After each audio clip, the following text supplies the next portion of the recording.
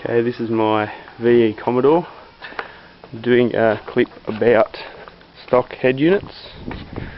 People having trouble fitting amps and subs to the stock head unit. The reason is the stock head unit doesn't have RCA outputs, so people have been buying these line output converters. I got this for about $15 from JCar. So there's the RCAs. So what you do is you wire into your speaker wires and then it converts it to a low signal to supply a signal to your amp. What I'll show is here, there's this panel here, just pull it down, and this other small panel here, just pull it out. They're all clip in, so there's no screws. And what you're looking at here, this plug is for your speaker wires. So what you've got is the top two, which is dark blue is right hand rear positive, and then light blue is right hand rear negative. And then the bottom two, the brown wire is your left hand rear positive, and the yellow with the red stripe is your left hand rear negative.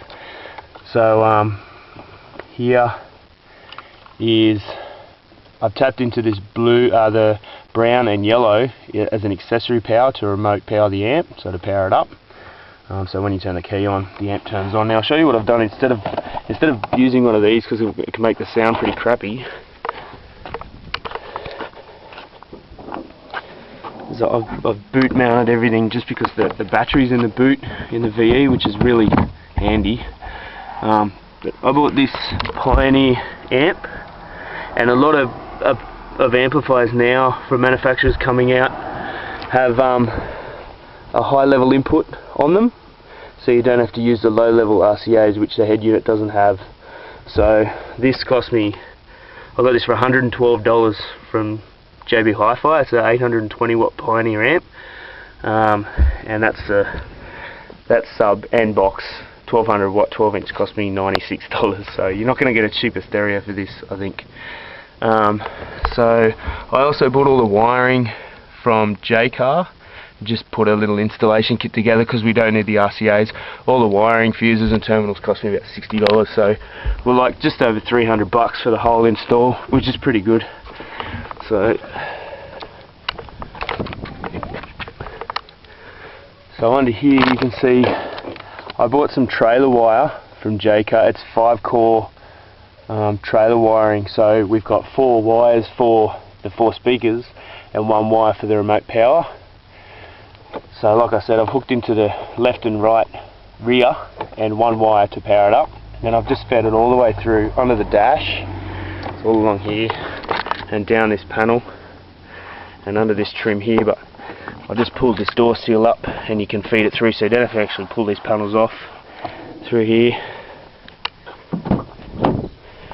under this trim, and then you can just yank this seat and it'll come up. It's just clipping as well, and then just feed the wiring through here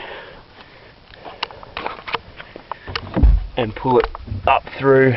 This is it, how I've got it run here, and then into the low high level inputs.